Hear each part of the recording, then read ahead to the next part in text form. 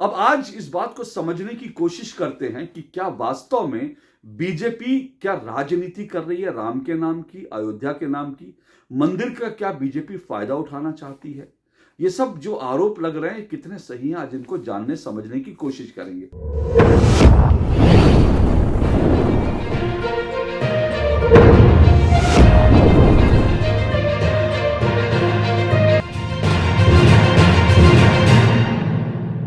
BJP, RSS और प्रधानमंत्री नरेंद्र मोदी अयोध्या के नाम पर, राम मंदिर के नाम पर राजनीति कर रहे हैं। बीजेपी और प्रधानमंत्री नरेंद्र मोदी यह चाहते हैं कि अयोध्या में जो राम मंदिर बन रहा है ना, उसका राजनीतिक फायदा उठाया जाए। ये बयान आजकल चर्चा में, डिबेट में खूब कहे जाते हैं। कांग्रेस की तरफ से, इंडिया अलायंस के नेताओं की तरफ से बार बार ये कहा जाता है कि देखिए, ये तो राम जी के नाम का दुरुपयोग कर रहे हैं, राम के नाम पर राजनीति कर रहे हैं, मंदिर के नाम पर राजनीति कर रहे हैं, इस तरह की राजनीति नहीं होनी चाहिए। इस तरह की तमाम बड़ी बड़ी बातें कर रहे हैं। और यहां तक भी यह कहा जा रहा है कि अब जो 2024 का लोकसभा चुनाव है ना, बीजेपी दरअसल राम मंदिर के नाम पर 2024 का चुनाव लड़ना चाहती है और राम के नाम पर अपनी जो चुनावी नैया है उसको जो है वो भव सागर के पार लगाना चाहती है। इस तरह की तमाम बातें चल रही हैं। यहां तक कि कांग्रेस ने जो राम मंदिर पर, जो अयोध्या में जाने से जो इनकार किया, आप जानते हैं कि कांग्रेस के नेताओं को, कांग्रेस में सोनिया गांधी, मल्लिकार्जुन खड़गे और साथ साथ अधीर रंजन चौधरी को 22 जनवरी के राम मंदिर के उद्घाटन कार्यक्रम का जो है निमंत्रण मिला था। उनसे कहा गया था कि आप भी आइए, भगवान श्री राम का दर्शन कीजिए और रामलला की जो मूर्ति जो प्रतिष्ठापित हो रही है, जो प्राण प्रतिष्ठा हो रही है, उस कार्यक्रम का आप भी हिस्सा बनिए। लेकिन कांग्रेस ने यहां पर इस कार्यक्रम में आने से साफ तौर पर इनकार कर दिया। और कांग्रेस के जो मुख्य प्रवक्ता हैं, कांग्रेस के जो मीडिया सेल के इंचार्ज हैं, उन्होंने जो है बाकायदा जो बयान जारी किया, उस बयान में भी उन्होंने यही कहा है कि वो यहां पर नहीं आएंगे। 22 जनवरी को कांग्रेस के नेता नहीं आएंगे क्योंकि बीजेपी ने बरसों से, जो राम मंदिर है, बरसों से इसको एक राजनीतिक परियोजना बना दिया है, राजनीतिक परियोजना बना दिया है।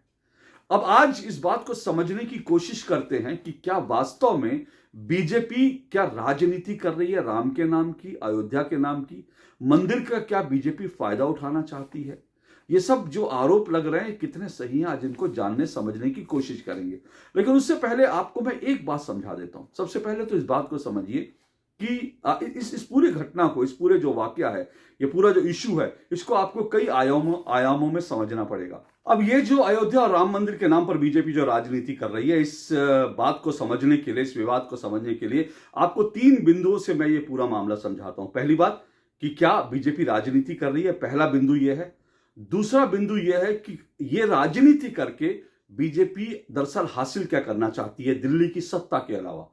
और तीसरा बिंदु यह है कि दरअसल क्या किसी और पार्टी ने, किसी और दल ने राम मंदिर के नाम पर, अयोध्या के नाम पर राजनीति नहीं की। ये 3 बिंदु अगर आप समझ जाएंगे तो आपको ये जो विवाद चल रहा है इसकी आप जड़ तक पहुंच जाएंगे और आपके मन में अगर कोई सवाल उठ रहा है तो उसके जवाब आपको मिल जाएंगे। पहली बात, क्या बीजेपी राजनीति कर रही है? बिल्कुल बीजेपी राजनीति कर रही है। जिस तरह से निमंत्रण पत्र बांटे गए, जिस तरह से निमंत्रण पत्र बांटने के बाद जो है तमाम पार्टियों को एक तरह की ट्रैप में फंसा दिया गया। ये ट्रैप ही है ना, कि आप सोचिए कि सीताराम येचुरी को निमंत्रण पत्र दे दिया जाता है और उसके साथ साथ जो है अखिलेश यादव को निमंत्रण पत्र दे दिया जाता है, कांग्रेस की टॉप लीडरशिप को निमंत्रण पत्र दे दिया जाता है, लेकिन राहुल गांधी को निमंत्रण पत्र नहीं दिया जाता। और पहले कांग्रेस की तरफ से कहा जाता है कि हमको निमंत्रण पत्र चाहिए और उसके बाद कांग्रेस में सन्नाटा और उसके बाद कांग्रेस को इनकार करना पड़ता है। तो कांग्रेस को इस तरह से ट्रैप में फंसा दिया जाता है। तो हाँ, बीजेपी ने राजनीति तो की है, इसमें कोई दो राय नहीं। लेकिन इस बात को समझिए कि बीजेपी एक राजनीतिक पार्टी है, पॉलिटिकल पार्टी है। तो बीजेपी एक राजनीतिक पार्टी है और कोई भी राजनीतिक पार्टी अगर अपना एजेंडा, अगर अपने प्रोग्राम, अगर अपने जो वादे हैं या फिर उसकी जो सोच है, अगर उसको वो देश में लागू करना चाहती है तो उसको राजनीति करनी पड़ेगी, उसको सत्ता में आना पड़ेगा। तो इसलिए बीजेपी राजनीति कर रही है, क्योंकि हर पार्टी राजनीति करती है। जितनी पॉलिटिकल पार्टियां हैं वो सभी राजनीति करती हैं। आप इसको भी समझिए कि क्या अकेली बीजेपी है जिसने क्या राजनीति करी, और बीजेपी ने अगर राजनीति करी तो उसका लक्ष्य क्या है, इसको भी समझ लीजिए। अब आप सोचिए कि कांग्रेस के जो युवराज हैं राहुल गांधी, अब वो न्याय यात्रा की शुरुआत कर रहे हैं। वो न्याय यात्रा जो है करेंगे भारत के अंदर। तो अब ये जो कांग्रेस के जो राहुल गांधी नेता हैं जो न्याय यात्रा कर रहे हैं, क्या इस न्याय यात्रा के पीछे उनका लक्ष्य क्या है? क्या लोगों को न्याय दिलवाना है अरे भाई, आप इतने साल तक सत्ता में थे, आपने क्यों नहीं हिंदुस्तान के लोगों को न्याय दिलवा दिया? मतलब आप आजादी के बाद से लेकर के लगातार सत्ता में रहे, 400 देश के लोगों ने आपको लोकसभा की सीटें दे दी, आपने देश को न्याय क्यों नहीं दिया? आज आप न्याय देने की बात कर रहे हैं, आज आप गरीबी हटाने की बात कर रहे हैं इतने साल तक सत्ता में रहने के बाद। तो ये जो न्याय यात्रा है, क्या ये न्याय यात्रा राजनीति नहीं है? ये न्याय यात्रा भी राजनीति है। अगर बीजेपी राम मंदिर और अयोध्या का जिक्र करके राजनीति कर रही है, तो दूसरी तरफ राहुल गांधी जो अपनी यात्रा निकाल रहे हैं वो भी अपनी राजनीति कर रहे हैं। हर पॉलिटिकल पार्टी अपनी राजनीति करती है, लेकिन सवाल ये है उस राजनीति से आप हासिल क्या करना चाहते हैं, ये बड़ा इंपॉर्टेंट है समझना। देखिए, बीजेपी जो कुछ कर रही है, बीजेपी ये चाहती है, एक दो लक्ष्य बीजेपी के साफ तौर पे दिखते हैं। पहला, ये जो तमाम पॉलिटिकल पार्टियां हैं, जो राम विरोधी पॉलिटिकल पार्टी है, इनको एक्सपोज करना। ठीक है, ये एक्सपोज करना जरूरी है। और दूसरा जो लक्ष्य है वो क्या है? दूसरा लक्ष्य इनको एक्सपोज करना, और दूसरा लक्ष्य है सत्ता में आना। अब बीजेपी अगर सत्ता में आना चाहती है तो फिर उसमें गलत तो कुछ भी नहीं है। कांग्रेस भी सत्ता में आना चाहती है, हर पार्टी सत्ता में आना चाहती है। अब बीजेपी के सत्ता में आने से क्या परिवर्तन होता है? बीजेपी के सत्ता में आने से राम मंदिर का निर्माण होता है। बीजेपी के सत्ता में आने से क्या होता है? बीजेपी के सत्ता में आने से 370 हटता है। बीजेपी के सत्ता में आने से क्या होता है कि जो मुस्लिम महिलाएं हैं उनको 3 तलाक का से विदाई हो जाती है, उनको इंसाफ मिलता है। बीजेपी के सत्ता में आने से क्या होता है? बीजेपी के सत्ता में आने से जो बाकी देशों में जो हिंदू प्रताड़ित हैं उनको भारत में नागरिकता मिलती है। और इसके पीछे जो बीजेपी के पीछे जो थिंक टैंक है आरएसएस का, आरएसएस क्या राजनीति कर रहा है? आरएसएस ये जो राम मंदिर निर्माण हो रहा है, अयोध्या का मामला है, इससे क्या अचीव करने की कोशिश कर रहा है? आरएसएस का एक लक्ष्य है कि वो ये चाहता है कि जो हिंदू हैं, देश के तमाम हिंदू हैं, वो एकजुट हों। क्योंकि आरएसएस की अवधारणा है कि जिस दिन देश के 80% हिंदू जो हैं वो यूनाइट हो जाएंगे, एकजुट हो जाएंगे, अपनी सांस्कृतिक विरासत को पहचानने लगेंगे और वो समझ जाएंगे कि भारत की सांस्कृतिक विरासत क्या है, भारत में जो आध्यात्मिकता है उसकी ताकत क्या है। जिस दिन ये भारत के 80% हिंदू समझ जाएंगे, उस दिन भारत एक मजबूत राष्ट्र बन जाएगा। तो अगर वो ये सोच रहे हैं तो इसमें हर्ज क्या है? दूसरी तरफ राहुल गांधी जो न्याय यात्रा निकाल रहे हैं, अब ये भी राजनीति है। मैंने कहा मकसद ये नहीं है कि लोगों को न्याय मिल जाएगा, उनकी यात्रा, वो सड़क से निकलेंगे हाथ हिलाते हुए, लोगों से मिलेंगे तो लोगों को न्याय मिल जाएगा, नहीं। उनका मकसद भी सत्ता में आना ही है। तो जो अब आप दो चीजों में कंपैरिजन कर लीजिए, एक तरफ आरएसएस और संघ परिवार और बीजेपी जो है वो अयोध्या के नाम पर राजनीति कर रहे हैं ताकि हिंदुओं को इस देश में एकजुट किया जा सके। दूसरी तरफ कांग्रेस जो है न्याय यात्रा निकालकर, राहुल गांधी न्याय यात्रा निकालकर वो जो कर रहे हैं वो भी, उनका भी काम सत्ता में आना ताकि राहुल गांधी को देश का प्रधानमंत्री बनाया जा सके। तो आप ये समझिए, दोनों के एजेंडे का फर्क समझिए कि राहुल गांधी को प्रधानमंत्री बनाना, राहुल गांधी को नेता की तरह बनाना और कांग्रेस की सरकार बनाना, ये कांग्रेस का एजेंडा है। दूसरी तरफ बीजेपी ये चाहती है, आरएसएस संघ परिवार ये चाहता है कि हिंदू यूनाइट हो। तो ये बेसिक फर्क है दोनों की आइडियोलॉजी में। तो इसको आप पहली बात ये समझ लीजिए। अब दूसरी बात क्या है, जैसे मैंने इसमें बताया कि राजनीति करके करेंगे क्या? सत्ता में आएंगे ना, तो सत्ता में आकर बीजेपी क्या करेगी, कांग्रेस क्या करेगी, ये आपको मालूम है। आपने कांग्रेस के भी शासन देखा इतने सालों तक, आपने बीजेपी का भी शासन देख लिया पिछले 10 सालों में। तो ये तय आपको करना है कि कौन सा शासन जो है वो बेहतर था और किस शासक को दरअसल जो है वो एक बार फिर से देश की सत्ता की बागडोर मिलनी चाहिए। इसका फैसला तो आप करेंगे। दोनों चीजें मैंने समझा दी। अगर आपको लगता है कि राहुल गांधी के प्रधानमंत्री बनने से जो है देश मजबूत हो जाएगा, अगर आपको लगता है कांग्रेस के सत्ता में आने से देश मजबूत हो जाएगा, तो आप न्याय यात्रा की जो राजनीति है उसके ढोल पीटिए, उसके लिए आप गुणगान कीजिए और उनको जो है सत्ता में लाने के लिए आप काम कीजिए और राहुल गांधी की न्याय यात्रा का हिस्सा बन जाइए। लेकिन अगर आपको लगता है कि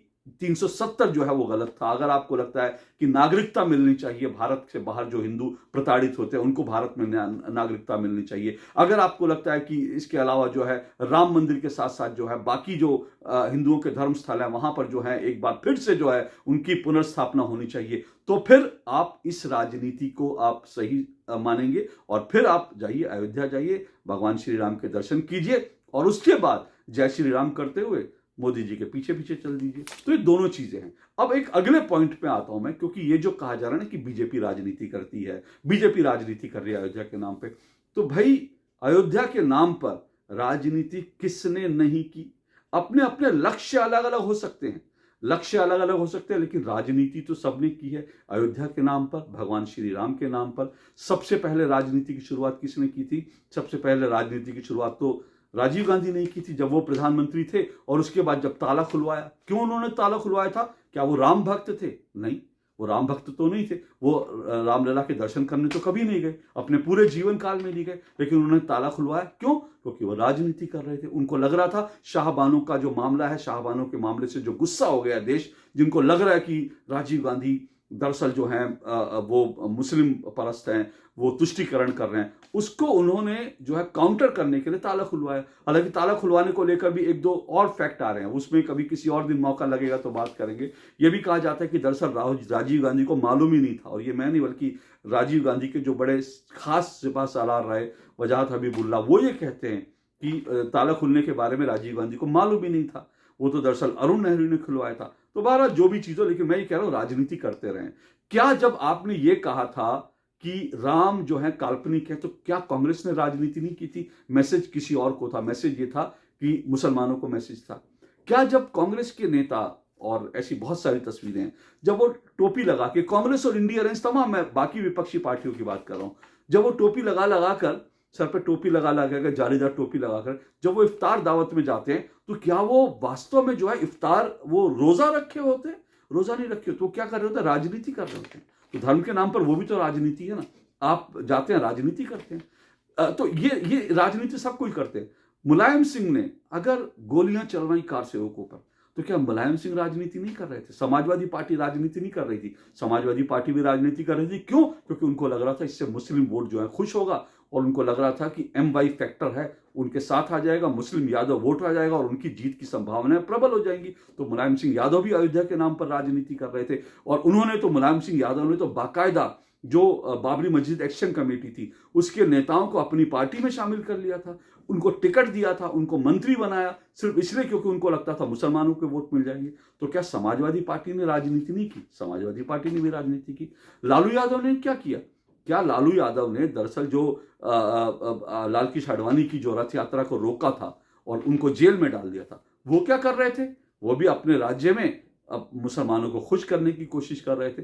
तो भैया ये वही बात है कि जब आप मुसलमानों को खुश करने के लिए टोपी पहनते हैं, आप कार सेवकों पर गोली चलाते हैं, रथ यात्रा रोक देते हैं, राम को काल्पनिक कहते हैं, हिंदुओं को जो है आप कहते हैं कि हिंदू जो है वो जो है आतंकवादी है, तो आप भी तो राजनीति धर्म के नाम पे कर रहे थे। अब अगर बीजेपी कर रही है तो उससे आपको एतराज क्यों होना चाहिए? देखिए, राजनीति में जो भी पॉलिटिकल पार्टी भारत में, उनका अपना एक कोर वोट बैंक होता है।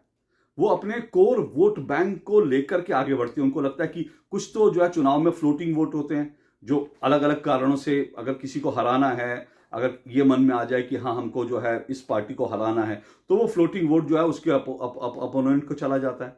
लेकिन एक कोर वोट होता है हर पॉलिटिकल पार्टी का। बीजेपी का अपना एक कोर वोट है जो हिंदुत्व के नाम पर बीजेपी से जुड़ा हुआ है, राष्ट्रवाद के नाम पर जुड़ा हुआ है। कांग्रेस का अपना एक कोर वोटर है, जो कांग्रेस की जो है, उनकी जो अपनी नीतियां हैं, जो जिनको हम तुष्टिकरण कह सकते हैं, क्योंकि कांग्रेस ने ये भी कहा था ना, इस देश में पहला हक जो मुसलमानों का। अच्छा, मैं आपको एक बात बताना भूल गया कि जो कांग्रेस ने ये कहा था बाबरी मस्जिद फिर से बनाएंगे अयोध्या में, वो क्या था? क्या वो राजनीति नहीं थी? जब ये संसद में खड़े होकर कहा था कि भगवान श्री राम के जो जन्म स्थल है वहां पर अगर बाबरी गिरी, तो आपने कहा कि वहां पर हम फिर से बाबरी मस्जिद बनाएंगे, तो क्या आप राजनीति नहीं कर रहे थे? तो राजनीति सभी करते हैं, अपने अपने कोर वोट के लिए करते हैं। होता क्या था कि बीजेपी और कांग्रेस की राजनीति जो है, इस विषय पर, विपक्ष की राजनीति को समझने के लिए आपको यह समझना है कि इस राजनीति में कौन किस तरह से स्टैंड लेता रहा है। इसको समझने के साथ साथ आपको यह भी देखना है कि कौन जो है कंसिस्टेंसी के साथ काम करता रहा अपने मुद्दों पर। देखिए, बीजेपी ने 1980 में जब बीजेपी का गठन हुआ था, उसके बाद से ही बीजेपी की 2 कोर वो मुद्दे रहे थे। हालांकि 3 बीजेपी के कोर मुद्दे रहे, लेकिन जो 2 कोर मुद्दे क्या हैं, वो बीजेपी के जो मुख्य मुद्दे थे, एक 370, बीजेपी को लगता था कि एक देश में 2 प्रधान 2 निशान नहीं हो सकते, 2 संविधान नहीं हो सकते, तो इसलिए वो कहती थी 370 हटाओ। बीजेपी ने उस पर काम किया। दूसरा इंपॉर्टेंट मुद्दा जो बीजेपी हमेशा कहती थी कि अयोध्या में राम का मंदिर बनना चाहिए, भगवान श्री राम का मंदिर होना चाहिए। तो बीजेपी का ये कोर मुद्दा था 1980 से ही। तो आज अगर उस कोर इशू पर बीजेपी काम कर रही थी, तो बीजेपी को आज अगर फायदा मिल रहा है तो आपको तकलीफ क्यों होनी चाहिए? क्योंकि बीजेपी उसी मुद्दे पर तो चुनाव लड़ती भी रही, हारती भी रही, और अपने नेताओं को वो जेलों में भी भेजती रही। इसी मुद्दे पर बीजेपी अपनी सरकारें भी गंवाती रही। तो फिर आज उसी को तो फायदा मिलेगा, तो फायदा उस पार्टी को थोड़ी मिलेगा जो इस पूरे मुद्दे से दूर रहे। अब कांग्रेस कहती है कि बीजेपी ने एक राजनीतिक परियोजना बनाया। अगर क्या बीजेपी इस पूरे मामले को राजनीतिक परियोजना ना बनाती, राम जन्मभूमि मुक्ति आंदोलन नहीं चलता, तो क्या आज ये दिन देखना नसीब होता?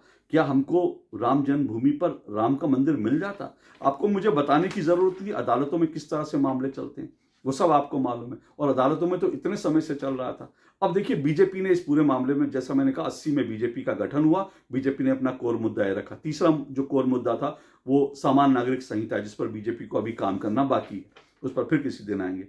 तो बीजेपी के ये 2 कोर मुद्दे, 3 में से 2 कोर मुद्दे, और इन 2 में से एक कोर मुद्दा राम जन्मभूमि पर भगवान श्री राम का मंदिर का बनाना था। ये उसका कोर मुद्दा था। और बीजेपी हर साल दर साल अपने घोषणा पत्रों में इसका लगातार जिक्र करती रही। बल्कि मैं ये देख रहा था 1998 में, बड़ा दिलचस्प है, 1998 में बीजेपी ने अपने घोषणा पत्र में कहा था, भाजपा अयोध्या में राम जन्मस्थल पर एक भव्य श्री राम मंदिर के निर्माण की सुविधा के लिए प्रतिबद्ध है। तो बीजेपी बार बार ये कहती रही कि वहां पर भगवान राम का मंदिर बने, हम इसके लिए प्रतिबद्ध हैं। और भाजपा ने यह भी लिखा कि ये भाजपा जब ये कहती है कि वो राम मंदिर बनाना चाहती है, तो फिर कह रहा हूं, जो संघ परिवार उसकी पूरी विचारधारा क्या है, उनकी विचारधारा ये है कि वहां पर मंदिर बनने से जो राष्ट्र है, राष्ट्र की सांस्कृतिक एकता जो है मजबूत होगी, क्योंकि राम देश को जोड़ते हैं, देश के नागरिकों को जोड़ते हैं। और आज हम देख रहे हैं कि देश कैसे जुड़ रहा है, उत्तर दक्षिण पूर्व पश्चिम हर जगह जय श्री राम हो रहा है, क्योंकि राम देश की जो है वो कह सकते हैं देश की आत्मा में बसे हैं, देश को जोड़ने वाली फोर्स है, वो ताकत है वो। इसीलिए जो है बीजेपी और संघ परिवार ये मानते रहे कि राम का मंदिर बनेगा, जिससे देश पूरा एकजुट होगा। तो बीजेपी ने 1998 में कहा था, भाजपा आश्वस्त है, सुनिएगा इस बात को, भाजपा आश्वस्त है कि हिंदुत्व में इस राष्ट्र को फिर से सक्रिय करने और राष्ट्र निर्माण के कठिन कार्य को करने के लिए मजबूत और अनुशासित करने की अपार क्षमता है। यानी हिंदुत्व में, राम में जो है, देश को सक्रिय करने, राष्ट्र निर्माण का जो मुश्किल काम है उसको पूरा करने के लिए क्षमता है। इसीलिए वो ये भी कहती है, इससे उच्च स्तर की देशभक्ति उत्पन्न हो सकती है, क्योंकि राम और राष्ट्र जो है वो एक ही है। जो राम का है वो राष्ट्र का है, जो राष्ट्र के लिए खड़ा है वो राम के लिए खड़ा है, जो राम के लिए नहीं खड़ा वो राष्ट्र का भी नहीं। इस बात को समझिएगा, क्योंकि आप या तो राम के साथ हो सकते हैं, राम जन्मभूमि के साथ हो सकते हैं, या फिर बाबर के साथ हो सकते हैं, बाबरी के साथ हो सकते हैं, जो दरअसल आक्रांता था, जिसने भारत पे हमला किया था। तो आप दोनों में से तय। तो इसीलिए देशभक्ति की बात भी बीजेपी यहां पर करती है, और इसीलिए वो कहती है, ऐसे एकीकृत विचारों को ध्यान में रखते हुए भाजपा अयोध्या में श्री राम मंदिर के निर्माण के लिए राम जन्मभूमि आंदोलन में शामिल हुई। तो बीजेपी राम जन्मभूमि आंदोलन में शामिल हुई, उसको इसका फायदा मिला। तो बीजेपी लगातार ये कहती रही। 1990 में बीजेपी ने अडवाणी जी के नेतृत्व में राम रथ यात्रा निकाली, वो भी राम जन्मभूमि मुक्ति के लिए था। उसके पीछे राजनीति थी, बिल्कुल थी, लेकिन साथ साथ ये भी था कि राम जन्मभूमि मुक्ति आंदोलन जो है वो तेज हो। बीजेपी ने यह भी किया। उसके बाद क्या हुआ, जब उनको राम रथ यात्रा रोकी गई बिहार में, उनको गिरफ्तार कर लिया गया, बिल्कुल। उसके बाद 1990 में जो कार सेवा हुई, तो जब 300-350 से ज्यादा कार सेवकों पर गोली चली, वो कार सेवक कौन थे? उनमें ज्यादातर आरएसएस के, विश्व हिंदू परिषद के, बीजेपी के कार्यकर्ता थे, जिनको लाठियां लगी, जो घायल हुए, जिनको जो है कई दिनों तक हॉस्पिटल्स में रहना पड़ा। वो कौन थे? वो बीजेपी संघ के, वो विश्व हिंदू परिषद के कार्यकर्ता थे, बजरंग दल के कार्यकर्ता थे। बजरंग दल के लोगों को जो है लाठियां सर पे खानी पड़ी। अशोक सिंघल जैसे नेता, उनको जो है पत्थर पड़े, उनका सर फूटा। वो लगातार राम जन्मभूमि मुक्ति आंदोलन के लिए संघर्ष कर रहे थे। कौन थे? विश्व हिंदू परिषद के नेता थे। पूरा जीवन उन्होंने इसके लिए खपा दिया। तो जिन संगठनों ने अपना पूरा जीवन राम जन्मभूमि जो है उसकी मुक्ति के लिए कर दिया, क्या उसको श्रेय नहीं मिलना चाहिए? क्या उसको फायदा नहीं मिलना चाहिए? किसको मिलेगा फायदा? फिर कौन इसका फायदा लेगा? सोचिए ना। फिर मैं कह रहा हूं कि लगातार, और बीजेपी ने हर बार अपने, यहां तक कि जो 2002 की अगर मैं बात करूं, 2002 में जब प्रधानमंत्री अटल बिहारी वाजपेयी थे, तो उन्होंने जब उनकी सरकार थी, तो उन्होंने अयोध्या मामले को सुलझाने के लिए भी कोशिश की। उन्होंने बाकायदा एक कमेटी बनाई, लेकिन नतीजा कुछ नहीं रहा। 2004 में जो है बीजेपी एनडीए के बैनर तले चुनाव लड़ी थी। तो एनडीए का जो घोषणा पत्र था उसमें भी राम जन्मभूमि का जिक्र था, लेकिन यह था कि सांप्रदायिक सौहार्द के साथ, क्योंकि उसमें कई पार्टियां थी, तो उसमें भाषा ये थी सांप्रदायिक सौहार्द के साथ, और न्यायालय के तहत जो है वो वहां पर कोई हल निकलेगा तो वहां मंदिर बने।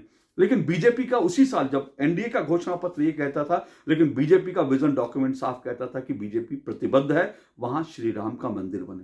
तो इस तरह से 2009 में बीजेपी ने थोड़ा सा अपने इस मुद्दे को अपने घोषणा पत्र में पीछे की जगह दे दी, यानी उस घोषणा पत्र में प्रमुख नहीं था 2009 में। हालांकि घोषणा पत्र में था ये, लेकिन प्रमुख नहीं था। तब बीजेपी के नेताओं को गाली खानी पड़ी कि आप राम जन्मभूमि को भूल गए, राम को भूल गए। तब बीजेपी के नेताओं को गालियां भी पड़ती थी। अच्छा, उससे पहले क्या हुआ? उससे पहले 1992 में जो कार सेवा हुई, जिसमें मैंने कहा कि 300 साढ़े 300 कार सेवक मारे गए, उस वक्त क्या हुआ था? उस वक्त बीजेपी संघ के नेताओं को जो है जेलों में जाना पड़ा, आरएसएस पर प्रतिबंध लग गया, विश्व हिंदू परिषद पर बैन लग गया, बजरंग दल पर बैन लग गया। इसके नेता जो छुपते घूम रहे थे, इनको उठा के जेलों में डाल दिया गया। तो 4-4 राज्यों में बीजेपी की सरकार बर्खास्त कर दी गई। उसके बाद बीजेपी चुनाव भी हारी। तो वो पार्टी जो 2 सांसदों वाली पार्टी थी, वो कंसिस्टेंसी के साथ इस मुद्दे को लेकर के खड़ी रही, संघर्ष करती रही, तमाम तरह के संघर्ष झेले। आज वो 2 पार्टी से लेकर, भगवान राम का आशीर्वाद मिला, 2 से लेकर आज वो 303 तक पहुंच गई। तो अगर इसीलिए वो पार्टी अगर कंसिस्टेंसी के साथ इस मुद्दे के साथ खड़ी है, तो उसको फायदा मिलना बड़ा लाजमी है। इसमें किसी को आपत्ति नहीं होनी चाहिए। अब सवाल है कि आपको लगता है कि बीजेपी को फायदा मिल रहा है, तो आप भी फायदा ले लीजिए। आप क्यों नहीं, आपने फायदा लिया, लेकिन आप तो इस चीजों से लेना ही नहीं चाहते फायदा। कि आप इस चीजों से बिल्कुल 1 गज की दूरी पर, 1 गज क्या मैं कहूंगा 100 गज की दूरी पर, बल्कि कई कई किलोमीटर की दूरी पर रहना चाहते हैं। जब आजादी के बाद सोमनाथ मंदिर का जीर्णोद्धार हुआ था, क्योंकि देखिए जब जब भारत पे हमले हुए तब तब सोमनाथ मंदिर को तोड़ा गया, लेकिन जब भारत आजाद हुआ तो सोमनाथ मंदिर का जीर्णोद्धार हुआ और उसको जो है फिर से शुरू किया गया। जब उस मंदिर का जीर्णोद्धार हुआ तो वहां की प्राण प्रतिष्ठा के लिए कौन गया था? वहां की प्राण प्रतिष्ठा के लिए राष्ट्रपति राजेंद्र प्रसाद गए थे, डॉक्टर राजेंद्र प्रसाद। लेकिन पहला निमंत्रण किसको गया था? पहला निमंत्रण पंडित जवाहरलाल नेहरू, जो उस वक्त प्रधानमंत्री थे। लेकिन मालूम है उस वक्त पंडित जवाहरलाल नेहरू ने क्या कहा था? उन्होंने कहा था ये जो प्राण प्रतिष्ठा वगैरह है ना, मैं इस तरह के जो हिंदू पुनरुत्थान है ना, मैं इस सबसे बहुत परेशान हूं। तो सोचिए, उनको इस बात से परेशानी थी कि हिंदू पुनरुत्थान की बातें हो रही हैं, भगवान की प्राण प्रतिष्ठा हो रही है। उन्होंने बोला कि ये जो है, ये सब जो प्राण प्रतिष्ठा वगैरह सब होती है ना, मंदिर की जो, ये देश की प्रकृति के अनुरूप नहीं है। तो आजादी के बाद से लेकर आज तक कांग्रेस जो है वो मंदिरों को लेकर के, चाहे वो भगवान सोमनाथ का मंदिर हो या फिर राम मंदिर हो, वो उनका वैसे भी बहिष्कार करती रही है। तो जब आप बहिष्कार करते रहे तो फिर आप भुगतिए। ये थोड़ी हो सकता है कि चुनाव के दिनों में आप अचानक अपने कुर्ते के ऊपर जो है जनेऊ पहनेंगे और उसके बाद धोती आपको पहननी आए ना आए, उस तरह से लपेट करके जो है मंदिर जाएंगे, आपको पूजा करनी आए नहीं आए, आप खड़े हो जाएंगे वहां पर और जो है भगवान की स्तुति करने लगेंगे, तो आपको वोट मिल जाएंगे। लोग कंसिस्टेंसी देखते हैं कि आपकी कंसिस्टेंसी है कि नहीं है। तो आप अपनी कंसिस्टेंसी रखिए, आपको अल्पसंख्यक वोट मिलते रहेंगे। वो आज भी बीजेपी को हराने के लिए वोट करते हैं, आज भी अल्पसंख्यक आपके साथ खड़े हैं। कर्नाटक में साबित हो गया कि अल्पसंख्यक आपके साथ खड़े हैं, तेलंगाना में साबित हो गया कि अल्पसंख्यक आपके साथ खड़े हैं, क्योंकि आपकी कंसिस्टेंसी इसमें थी कि आप अल्पसंख्यकों के लिए तमाम तरह की चीजें करते रहे आजादी के बाद से लेकर अब तक। तो उसमें वो अल्पसंख्यक वोट आपके साथ है। तो आपने जिस चीज के लिए काम किया उसका प्रसाद आपको मिला, बीजेपी ने जिस चीज के लिए काम किया बीजेपी को उसका प्रसाद मिल रहा है। तो इससे आपको आपत्ति क्यों होनी चाहिए? अब अंत में मैं आपको सबसे इंपॉर्टेंट बात जो बताने जा रहा हूं उसको बड़ा ध्यान से सुनिएगा। बीजेपी राम के नाम पर आज जो राजनीति कर रही है, जिसको लोग राजनीति कह रहे हैं, वो किस लिए कर रही है? राम के नाम पर राजनीति वो शायद श्री कृष्ण के लिए कर रही है, वो शायद राम के नाम की राजनीति महादेव के लिए कर रही है। कैसे? अब जरा इसको समझिए। ये जो बीजेपी को कह रहे हैं कि फायदा मिलेगा, बीजेपी ये जिसका इसका राजनीतिकरण कर रही है, अगर राजनीतिकरण करके इसका फायदा बीजेपी को मिलेगा, राम मंदिर का बीजेपी का फायदा मिलेगा, तो आपको क्या लगता है? लोग कहेंगे कि इसका बीजेपी का लक्ष्य जो है वो ये है कि 2024 में चुनाव जीत जाए। ठीक है, ये एक शॉर्ट टर्म लक्ष्य है, शॉर्ट टर्म गोल है कि बीजेपी की सरकार बन जाए। लॉन्ग टर्म गोल क्या हो सकता है? सोचिए। लॉन्ग टर्म गोल यह हो सकता है कि हमने भगवान श्री राम की जो जन्मस्थली थी उनको तो वहां तो हमने मुक्त करा लिया, लेकिन अभी मथुरा को मुक्त कराना बाकी है। मथुरा में भगवान श्री कृष्ण का भव्य मंदिर बनना जरूरी है, उसके लिए काम करना है। अभी काशी के अंदर ये जो भगवान के मंदिर के अंदर जो एक ढांचा खड़ा है, जिसको लोग मस्जिद कह रहे हैं, उस ढांचे को लेकर वहां भी बहुत कुछ सेटल होना बाकी है। तो आज जो बीजेपी राम के नाम की राजनीति कर रही है वो शायद भगवान श्री कृष्ण की जन्मस्थली को मुक्त कराने के लिए कर रही है। बीजेपी अगर जीतेगी तो बीजेपी शायद जो है भगवान श्री कृष्ण की जन्मस्थली को मुक्त कराने के लिए काम करेगी। बीजेपी जो है समान नागरिक संहिता को लाने के लिए काम करेगी। अब आपको तय करना है, ये मैं नहीं कह रहा हूं, ये आपको तय करना है कि आप भगवान श्री कृष्ण की जन्मस्थली को मुक्त कराना चाहते हैं या नहीं। आप दरअसल समान नागरिक संहिता चाहते हैं या नहीं चाहते। अगर आप ये नहीं चाहते तो फिर आप बीजेपी के झांसे में मत आइए, किसी को जाइए वोट कीजिए, जो आपको ठीक लगे वो कीजिए। बीजेपी के विरोध में जो है वोट कीजिए, न्याय यात्रा के लिए वोट कीजिए। लेकिन अगर आपको लगता है समान नागरिक संहिता जरूरी है, अगर आपको लगता है कि दरअसल जो है कृष्ण जन्मभूमि की मुक्ति जरूरी है, अगर आपको लगता है कि देश में रहकर भारत माता की जय बोलना, वंदे मातरम बोलना और भारत को शक्तिशाली देश बनाना जरूरी है, तो फिर राम के नाम पर ये जो राजनीति हो रही है इसको पॉजिटिव रुख में लीजिए, पॉजिटिव तरीके से लीजिए, नेगेटिव तरीके से मत लीजिए। आज के लिए इतना ही। नमस्कार।